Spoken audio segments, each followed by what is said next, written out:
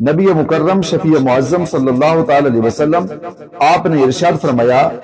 یدخل من امتی الجنت، کہ میری امت سے کچھ لوگ جنت میں داخل ہوں گے، اور وہ کتنے ہوں گے؟ 70,000، وہ 70,000 لوگ ہوں گے، بغیر حساب، جو بغیر حساب کے جنت میں داخل ہوں گے۔ فقال رجل یا رسول اللہ صلی اللہ تعالی علیہ وسلم، ایک شخص نے عرض کی یا رسول اللہ صلی اللہ تعالی علیہ وسلم ادعو اللہ ان یجعلنی بہم، یا رسول اللہ آپ دعا فرما دیں کہ اللہ تبارک و تعالی مجھے بھی ان لوگوں میں داخل فرما دے۔ تو نبی پاک صلی اللہ تعالی علیہ وسلم آپ نے دعا کی اور فرمایا کہ اے اللہ اسے بھی ان کے اندر داخل فرما۔ پھر آگے نبی پاک صلی اللہ علیہ وسلم نے ان کا تذکرہ کیا۔ اب صحابہ نے عرض کی یا رسول اللہ وہ کون لوگ ہیں کہ جو بغیر حساب کے جنت کے اندر داخل ہوں گے؟ تو نبی پاک صلی اللہ علیہ وسلم آپ نے ان کی 3 علامات بیان کی۔ چیز، جب آپ دم کر رہے ہیں تو وہ کلمات یا وہ ذریعہ نہ ہو کہ جس کے ذریعے سے آپ شرک کی طرف مائل ہو رہے ہیں، ایسی کوئی بھی چیز کہ جو شرک کے اندر آتی ہو اس کے ذریعے آپ دم پھونک نہیں کر سکتے۔ اور دوسرا، دم پھونک کے لیے زمانہ جاہلیت کے اندر جو لوگ جس ذریعے سے دم پھونک کرتے تھے اور جو سلسلہ ان کا رہتا تھا وہ آپ کے اندر نہ ہو، آپ کے دم کے اوپر ہو، آپ کی ذات کے اوپر ہو، اس کا بھروسہ رب کی ذات پر نہ ہو، اس کا اعتماد رب کی ذات پر نہ ہو، پورا بھروسہ اگر اس کے اوپر رکھ رہا ہے کہ ایسی صورت کے اندر دم پھونک کرنا بالکل ناجائز ہے۔ وَعَلَىٰ رَبِّهِمْ يَتَوَكَّلُونَ، یہ وہ لوگ ہوں گے کہ جو اللہ جل مجدہ الکریم پر بھروسہ کرتے ہوں گے، اللہ جل مجدہ الکریم پر اعتماد کرتے ہوں گے، ان کا بھروسہ فقط رب کی ذات ہوگی، ان کا اعتماد فقط رب کی ذات ہوگی، اور ان کا پورا بھروسہ رب تعالیٰ کی ذات پر ہوگا۔ ہر کام میں بھروسہ رب کی ذات پر ہوگا۔ اسباب کو اختیار تو کریں گے لیکن اسباب پر نظر نہیں ہوگی، بھروسہ اس اسباب پر نہیں ہوگا بلکہ رب تعالیٰ کی ذات پر بھروسہ ہوگا۔ معزز سامعین کرام، پیارے ناظرین نظام، السلام علیکم ورحمۃ اللہ وبرکاتہ۔ نحمدہ ونصلی ونسلم علی رسولہ الکریم، اما بعد،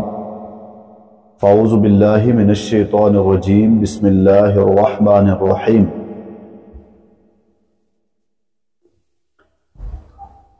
وَمَن يَتَوَكَّلْ عَلَى اللَّهِ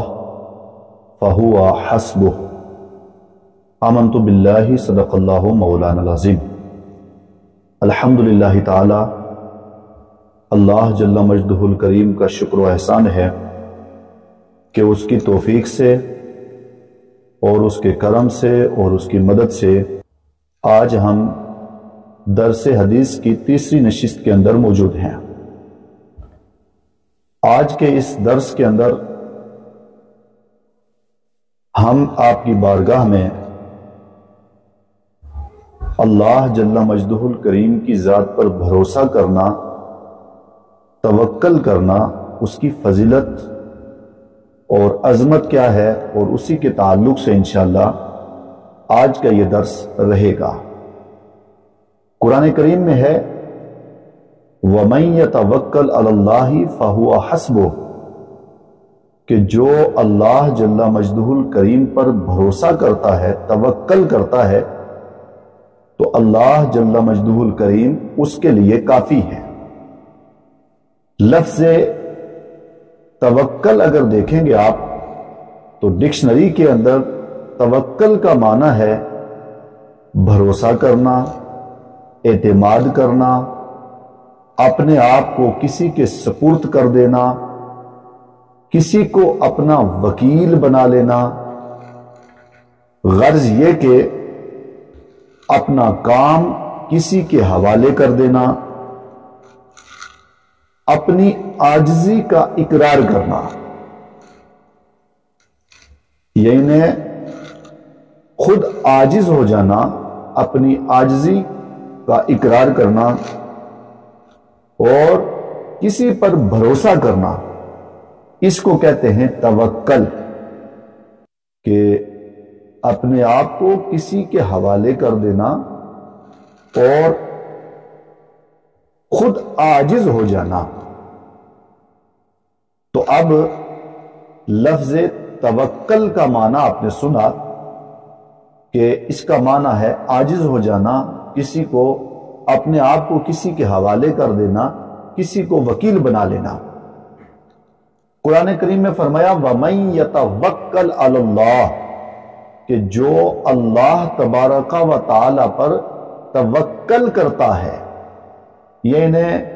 اپنے کام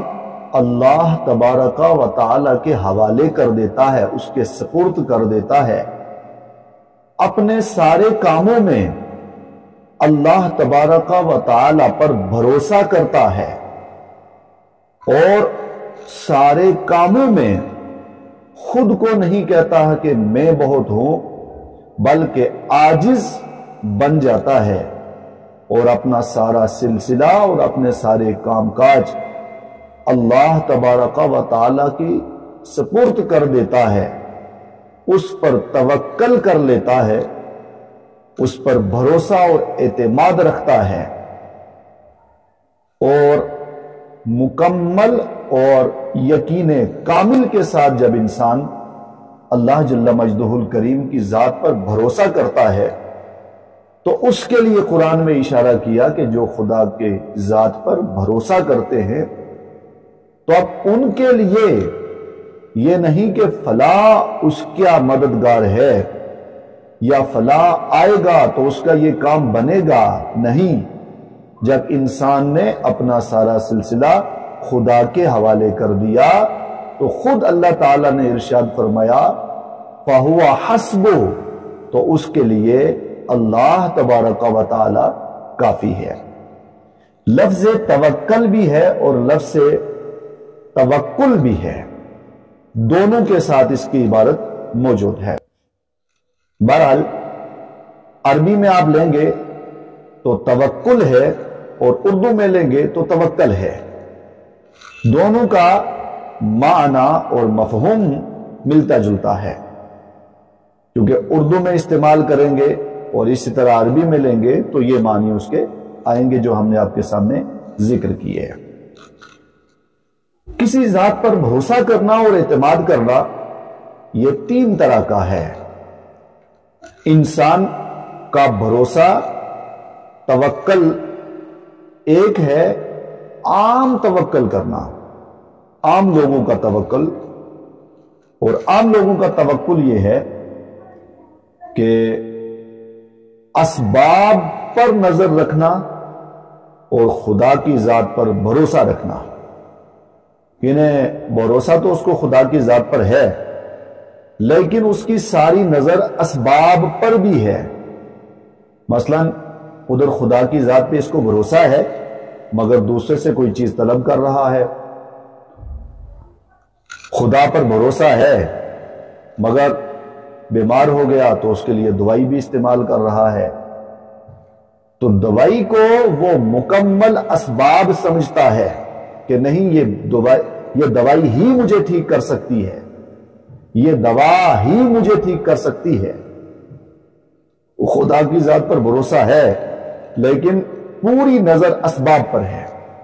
یہ ہوا عام لوگوں کا توکل۔ اور اسی میں پھر دوسرا درجہ آتا ہے مومنین کا توکل، اور مومنین کا توکل یہ ہے کہ ایک مومن کامل وہ اسباب کو اختیار کرتا ہے مگر نظر ساری رب کی ذات پر ہوتی ہے، اس کا بھروسہ اس کے رب کی ذات ہے، وہ اسباب پر بھروسہ نہیں کرتا اور اسباب کو اپنا ذریعے کا آخری درجہ اور اپنا سارا سلسلہ اسباب کو نہیں سمجھتا، وہ اسباب اختیار کرتا ہے مگر بھروسہ اس کا رب کی ذات پر ہوتا ہے، اور وہ یہ کہتا ہے کہ یہ تو سبب ہے اور اصل سبب میں مسبب ہے، اور مسبب رب کی ذات ہے کہ جس نے یہ اسباب پیدا کیے اس اسباب کو وہ استعمال کرتا ہے، مگر اس کی نیت یہ رہتی ہے کہ شفا دینے والی ذات رب کی ذات ہے، عطا کرنے والی ذات رب کی ذات ہے، دینے والی ذات رب کی ذات ہے، نفع نقصان رب کی جانب سے ہے، تو وہ اسباب کو اختیار تو کرتا ہے مگر نظر اس کی رب کی ذات پر ہوتی ہے، اس پر بھروسہ ہوتا ہے اور اس پر اعتماد ہوتا ہے۔ اس کے بعد تیسرا درجہ آتا ہے توکل کا، اور وہ تیسرا درجہ انبیاء کرام کا ہے۔ انبیاء کرام کا توکل اور بھروسہ، اس کا عالم یہ ہے کہ انبیاء کرام، اور یہی ایک طبقہ ہے انبیاء کا جو آپ کو اس تیسرے درجے میں ملے گا کہ وہ رب کی ذات اور اللہ جل مجدہ الکریم کی رحمت پر ان کی نظر اور اس کی ذات پر اس کی نظر ہوتی ہے۔ وہ رب سے کوئی مطالبہ نہیں کرتے، وہ رب سے یہ نہیں کہتے کہ یہ عطا کر، وہ رب سے یہ نہیں کہتے کہ یہ ہونا چاہیے، بلکہ وہ کہتے ہیں کہ اللہ تبارک و تعالی ہمارے ساتھ جو بھی اللہ تعالی ہمیں جو بھی عطا فرمائے ہم اس کے اوپر خوش ہیں۔ جیسے حضرت ابراہیم علیہ السلام، حضرت یعقوب علیہ السلام جب یوسف علیہ السلام کے بھائی آئے تو حضرت یعقوب علیہ السلام نے کہا کہ ایک دروازے سے اندر داخل نہ ہونا بلکہ الگ الگ دروازوں سے داخل ہونا۔ حضرت ابراہیم علیہ السلام ہیں کہ جب نمرود نے اٹھا کے آگ میں ڈالا تو آگ آپ کے لیے پھول بن گئی تھی، لیکن جب آپ کو آگ میں ڈالا گیا تو آپ رب کی مشیت کے اوپر راضی تھے۔ اسی طرح حضرت یونس علیہ السلام، آپ مچھلی کے پیٹ میں گئے۔ اس کے علاوہ باقی بھی بڑی مثالیں ہیں۔ نبی پاک صلی اللہ علیہ وسلم مکہ سے ہجرت فرمائی۔ یہ تیسرا درجہ فقط انبیاء کرام کا ہے، اس درجے تک عام لوگ نہیں پہنچ سکتے۔ یہ انہیں رب کی ذات کے اوپر اس قدر بھروسہ اور اعتماد ہے کہ رب کی بارگاہ میں کوئی سوال نہیں کر رہے، بلکہ وہ اس بات کی انتظار میں ہیں کہ رب ہمارے ساتھ جو بھی معاملہ کرے گا ہم اس کے اوپر صابر بھی رہیں گے اور شاکر بھی رہیں گے اور شکر بھی کریں گے اور رب کی عطا پر راضی رہیں گے۔ رب کی بارگاہ میں ہم کوئی سوال نہیں کرتے۔ سوال پیدا ہوتا ہے کہ کیوں؟ تو جواب ملتا ہے اس لیے کہ وہ یہ کہتے ہیں کہ ہمارا خالق اللہ ہے، ہمارا مالک اللہ ہے، ہمارا رازق اللہ ہے، دینے والا اللہ ہے، ہم اس کے بندے ہیں، وہ اپنے بندوں کے ساتھ جو معاملہ کرے گا وہ بہتر معاملہ کرے گا۔ تو یہ تیسرا توکل یہ انبیاء کرام کا ہے۔ تو بہرحال یہ تین درجے آتے ہیں، اور تین درجوں میں عام درجہ بھی آپ کے سامنے، پھر اس کے اوپر خاص کا درجہ ہے، پھر اس کے بعد خاص الخواص کا درجہ، یہ تین درجے توکل کے آتے ہیں۔ اب اس کے بعد جو انسان رب کی ذات پر بھروسہ کرتا ہے، اس کے لیے ہم ضمناً یہ بھی عرض کر دیں کہ انسان کو فقط اتنا بھی اختیار نہیں ہے کہ وہ ایک کمرے کے اندر جا کر کے بیٹھ جائے اور انسان کسی چیز کو استعمال نہ کرے اور یہ سوچے کہ میں کمرے میں بیٹھا رہوں اور مجھے سارا کچھ ملے گا۔ نہیں، کیونکہ انسان کے لیے ضروری ہے کہ وہ اسباب پر بھی نظر رکھے، اسباب کو اختیار کرے۔ جب تک اسباب کو اختیار نہیں کرے گا تو تب تک آگے اپنا سلسلہ کیسے چلائے گا؟ اس کے لیے ضروری ہے کہ وہ اسباب اختیار کرے، اور اسباب کے اختیار کے ساتھ ساتھ اس کا بھروسہ رب کی ذات کے اوپر ہو، رب کی ذات پر اس کا اعتماد ہو، اس کا بھروسہ ہو۔ وہ اسباب ہی کو کل نہ سمجھے، اسباب ہی کو اپنا خالق مالک رازق نہ سمجھے، بلکہ اسباب اختیار کرے اور رب کی ذات پر بھروسہ رکھے۔ حدیث مبارکہ کی طرف آتے ہیں۔ آج کے درس میں جو حدیث ہم آپ کی بارگاہ میں رکھنا چاہتے ہیں اسی لفظ توکل پر، بھروسے پر، اعتماد پر حدیث مبارکہ میں ہے۔ یہ حدیث امام بخاری نے اپنی صحیح کے اندر اس کی تخریج کی ہے، امام مسلم نے اپنی صحیح کے اندر تخریج کی ہے، اور امام ترمذی نے بھی اس کی طرف اشارہ کیا ہے۔ باقی حدیث کی کتابوں میں اس کا تذکرہ موجود ہے، مگر میں آپ کی بارگاہ میں صحیح بخاری اور صحیح مسلم سے یہ حدیث مبارکہ پیش کرتا ہوں۔ امام مسلم نے ایک پورا باب قائم کیا ہے، اور باب یہ ہے، وہ باب قائم کرتے ہیں کہ قیامت کے دن جو لوگ جنت میں داخل ہوں گے تو ایک طبقہ، ایک جماعت ایسی ہے جو جنت میں داخل ہوگی۔ اس کے تحت وہ آگے لکھتے ہیں کہ وہ طبقہ ایسا ہے بغیر حساب ولا عذاب، یہ طبقہ بغیر حساب کے اور بغیر عذاب کے جنت کے اندر داخل ہوگا۔ حدیث مبارکہ میں ہے، نبی مکرم شفیع معظم صلی اللہ تعالی علیہ وسلم آپ نے ارشاد فرمایا، یدخل من امت الجنت، کہ میری امت سے کچھ لوگ جنت میں داخل ہوں گے، اور وہ کتنے ہوں گے؟ 70,000، وہ 70,000 لوگ ہوں گے، بغیر حساب، جو بغیر حساب کے جنت میں داخل ہوں گے۔ فقال رجل یا رسول اللہ صلی اللہ تعالی علیہ وسلم، ایک شخص نے عرض کی، یا رسول اللہ صلی اللہ تعالی علیہ وسلم، ادعو اللہ ان یجعلنی بہم، یا رسول اللہ آپ دعا فرما دیں کہ اللہ تبارک و تعالی مجھے بھی ان لوگوں میں داخل فرما دے۔ تو نبی پاک صلی اللہ تعالی علیہ وسلم آپ نے دعا کی اور فرمایا کہ اے اللہ اسے بھی ان کے اندر داخل فرما۔ پھر آگے نبی پاک صلی اللہ علیہ وسلم نے ان کا تذکرہ کیا۔ اب صحابہ نے عرض کی، رسول اللہ وہ کون لوگ ہیں کہ جو بغیر حساب کے جنت کے اندر داخل ہوں گے؟ تو نبی پاک صلی اللہ علیہ وسلم آپ نے ان کی 3 علامات بیان کی۔ سب سے پہلی علامت یہ بیان کی کہ وہ لوگ جو جنت میں داخل ہوں گے بغیر حساب کے، ان میں پہلی چیز 3 چیزیں ان کے اندر نہیں ہوں گی۔ پہلی چیز فرمایا کہ بدشگونی نہیں ہوگی، یعنی جس کو ہم کہتے ہیں کہ وہم کرنا، ہر چیز پر وہم کرنا۔ انسان چھوٹی چھوٹی بات پر وہم کرتا ہے،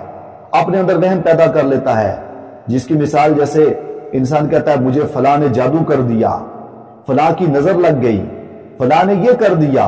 فلاں نے وہ کر دیا، میں نے فلاں جگہ کھانا نہیں کھانا تھا، کھا لیا یہ ہو گیا،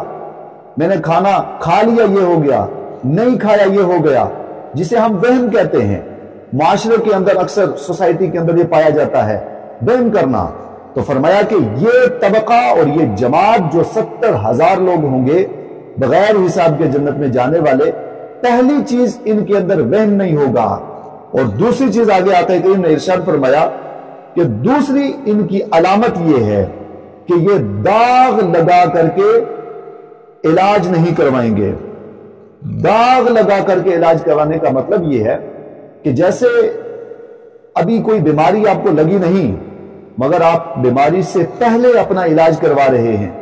مثلا گیس ہے، شوگر ہے، بی پی ہے، ہارٹ ہے، یا کوئی اور بیماری ہے،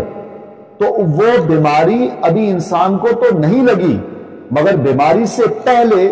انسان اپنا علاج کرواتا ہے کہ میں یہ کام پہلے کر لوں تو یہ بیماری مجھے بعد میں نہیں لگے گی۔ تو جب بیماری اس کے اندر نہیں ہے اور اس سے پہلے وہ علاج کروا رہا ہے بغیر کسی ضرورت کے اور بغیر کسی حاجت کے، تو یہ چیز ان کے اندر نہیں ہوگی، یہ انہیں داغ لگا کر کے علاج نہیں کروائیں گے۔ 2 اور تیسری چیز فرمایا دم پھونک کرنا، یہ دم پھونک کرنے والے نہیں ہوں گے۔ اس پر میں آپ حضرات کی توجہ چاہتا ہوں۔ دم پھونک سے مراد کیا ہے؟ صحیح مسلم شریف کی شرح کے اندر امام نووی لکھتے ہیں کہ یہ جو دم پھونک کیا جاتا ہے، جسے تعویذات کہا جاتا ہے، تعویذات دینا یا کسی کو پھونک مار دینا، دم کر دینا، اس کی وضاحت کے اندر اسی حدیث مبارکہ کی وضاحت میں لکھتے ہیں کہ دم پھونک کرنا، کسی کو دم کر دینا، یہ حدیث صحیحہ سے ثابت ہے۔ نبی مکرم شفیع معظم صلی اللہ علیہ وسلم نے خود دم کیا ہے، اور قرآن کریم کے اندر آیہ کریمہ موجود ہے وَنُنَزِّلُ مِنَ الْقُرْآنِ مَا هُوَ شِفَاء، اس کی بھی آپ تفسیر دیکھ لیں، قرآن میں بھی موجود ہے۔ اب آگے امام نووی نے لکھا اور باقی ائمہ نے لکھا، خاص طور پہ امام نووی لکھتے ہیں کہ دم پھونک کرنا یعنی اللہ تبارک و تعالیٰ کے اسماء ان کی تلاوت کر کے آپ دم کر سکتے ہیں، آپ قرآن کریم کی آیہ کریمہ کو پڑھ کر کے دم کر سکتے ہیں۔ اب دم کے لیے پہلی چیز جب آپ دم کر رہے ہیں تو وہ کلمات یا وہ ذریعہ نہ ہو کہ جس کے ذریعے سے آپ شرک کی طرف مائل ہو رہے ہیں، یا شرک کی اقسام میں سے کوئی قسم آ رہی ہے، یعنی شرک کی طرف آپ مائل نہ ہو۔ ایسی کوئی بھی چیز کہ جو شرک کے اندر آتی ہو اس کے ذریعے آپ دم پھونک نہیں کر سکتے۔ اور دوسرا، دم پھونک کے لیے زمانہ جاہلیت کے اندر جو لوگ جس ذریعے سے دم پھونک کرتے تھے اور جو سلسلہ ان کا رہتا تھا وہ آپ کے اندر نہ ہو۔ دو چیزیں۔ اور تیسری چیز کہ دم پھونک کروانے والا اس کا کلیتاً اعتماد اور بھروسہ اسی پر ہو، یعنی آپ دم کر رہے ہیں تو اس کا پورا بھروسہ صرف دم پر ہو، آپ اس کو تعویذ لکھ کے دے رہے ہیں جو صحیح طریقہ ہے، تو وہ دم پھونک کروانے والا اس کا پورا بھروسہ، پورا اعتماد صرف آپ کے دم کے اوپر ہو، آپ کی ذات کے اوپر ہو، اس کا بھروسہ رب کی ذات پر نہ ہو، اس کا اعتماد رب کی ذات پر نہ ہو، پورا بھروسہ اگر اس کے اوپر رکھ رہا ہے تو امام نووی نے فرمایا کہ ایسی صورت کے اندر دم پھونک کرنا بالکل ناجائز ہے۔ لیکن اگر ان سب چیزوں سے ہٹ کر کے قرآن اور حدیث کی روشنی میں صحیح اور جائز طریقے سے وہ کر رہا ہے تو اس کے لیے فرمایا کہ یہ جائز ہے، جیسے کہ احادیث مبارکہ سے اس کا ثبوت ملتا ہے۔ اب آگے آئیے، تو آقا کریم نے فرمایا کہ تین چیزیں ان کے اندر نہیں ہوں گی جو ہم نے آپ کے سامنے ان کا تذکرہ کر دیا۔ تیسری چیز، دم پھونک نہیں کرتے ہوں گے۔ اب جب ان کے اوصاف نبی پاک نے بیان کیے تو اس کے بعد پھر صحابہ کرام نے عرض کیا، یا رسول اللہ صلی اللہ تعالی علیہ وسلم، وہ کون لوگ ہوں گے کہ جن کا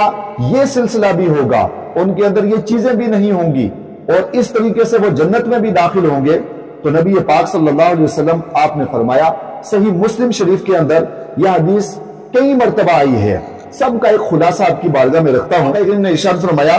وَعَلَىٰ رَبِّهِمْ يَتَوَكَّلُونَ، یہ وہ لوگ ہوں گے کہ جو اللہ جل مجدہ الکریم پر بھروسہ کرتے ہوں گے، اللہ جل مجدہ الکریم پر اعتماد کرتے ہوں گے، ان کا بھروسہ فقط رب کی ذات ہوگی، ان کا اعتماد فقط رب کی ذات ہوگی، اور ان کا پورا بھروسہ رب تعالیٰ کی ذات پر ہوگا، ہر کام میں بھروسہ رب کی ذات پر ہوگا۔ اسباب کو اختیار تو کریں گے لیکن اسباب پر نظر نہیں ہوگی، بھروسہ اس اسباب پر نہیں ہوگا بلکہ رب تعالیٰ کی ذات پر بھروسہ ہوگا۔ آگے آقا کریم صلی اللہ تعالی علیہ وسلم آپ نے دوسرے مقام پہ ارشاد فرمایا، اور یہ میرے سامنے امام ترمذی کی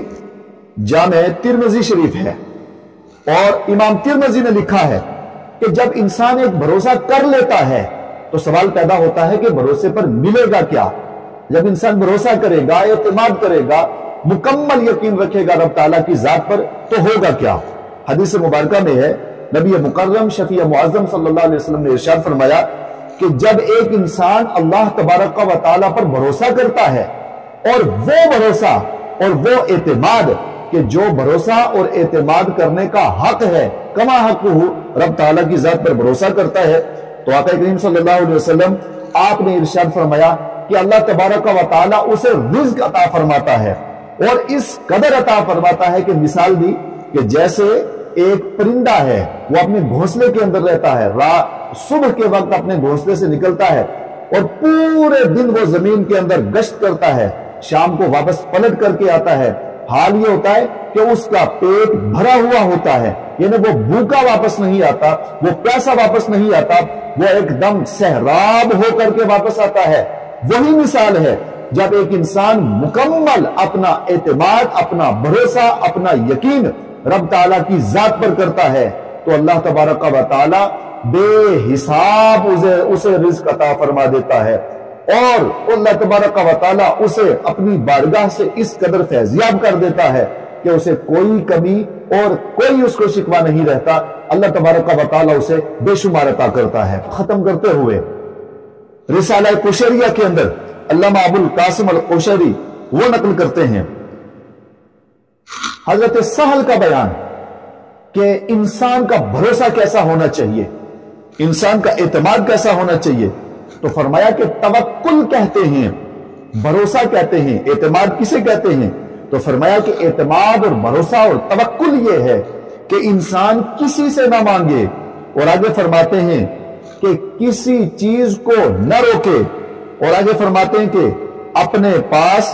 اور نہ کچھ اپنے پاس رکھے، یعنی جو اس کو اللہ نے دیا ہے وہ اٹھا کے خدا کی راہ میں خرچ کر دے، اور کسی سے نہ مانگے، کسی کے پاس نہ جائے، کسی کے پاس جا کر کے اپنے سوالات نہ رکھے، کسی کے پاس جا کر کے اپنے استغاثے نہ رکھے، کسی کے پاس جا کر کے اپنا دامن نہ پھیلائے، بلکہ فقط اپنے مولا کے سامنے اپنے دامن کو پھیلائے، فقط مولا کے پاس آئے اور مولا کے پاس آ کر کے رب تعالی سے مانگے۔ فرمایا اے انسان، توکل اسے کہتے ہیں کہ جیسے، یہی علامہ ابو القاسم القشیری لکھتے ہیں کہ جیسے ایک میت ہے، ایک جنازہ ہے، میت رکھ دیا ہے اور سامنے ایک غاسل غسل دینے والا ہے، اور غسل دینے والا میت کے ہاتھ کو کبھی اوپر کرتا ہے، کبھی ہاتھ کو نیچے کرتا ہے، کبھی بائیں کروٹ کرتا ہے، کبھی دائیں کروٹ کرتا ہے، کبھی اس کو بٹھاتا ہے، اوپر کرتا ہے۔ اب میت کیونکہ انتقال ہو گیا اور وہ اس کا جسم سے جان نکلی ہے، میت ہاتھ نہیں ہلا سکتا، وہی مثال دی ہے کہ انسان کا رب کی بارگاہ میں اس قدر اعتماد اور بھروسہ ہو کہ ساری چیزیں اس کے سامنے سب کو چھوڑ کر کے مکمل اعتماد اور بھروسہ رب کی ذات پر کرے۔ اللہ تبارک و تعالی مجھے جس حال میں رکھے میں اس حال میں خوش ہوں۔ تو ظاہر سی بات ہے، جب انسان کا توکل، جب انسان کا بھروسہ، جب انسان کا اعتماد اس درجے پر پہنچ جائے گا تو اب آئیے اور آ کر کے قرآن پڑھیے، وَمَن يَتَوَكَّلْ عَلَى اللَّهِ فَهُوَ حَسْبُهُ۔ جب انسان کا بھروسہ رب کی ذات پر ہوتا ہے تو اے انسان تیرے لیے رب کی ذات کافی ہے، اور جس کے لیے رب کی ذات کافی ہوتی ہے پوری کائنات کے اندر اسے کوئی فکر نہیں، کیونکہ انسان کو اس کا ڈر رہتا ہے شاید مجھے وہ مار دے گا، شاید مجھے دے گا یا نہیں دے گا، آخر اس کو بھی تو کوئی دینے والا ہے، اس کو بھی تو کسی نے پیدا کیا ہے، دوسرے کے در پہ جائے گا تو اس کو بھی تو آخر کسی نے دیا ہے۔ تو انسان سارے دروں کو چھوڑ اس در کے اوپر جا جو پوری کائنات کو دیتا ہے۔ اللہ تبارک و تعالی اس احادیث مبارکہ پر ہم سب کو عمل پیرا ہونے کی توفیق عطا فرمائے۔ انشاءاللہ دوسرے درس کے اندر دوسری حدیث مبارکہ آپ کے سامنے لے کر کے حاضر ہوں۔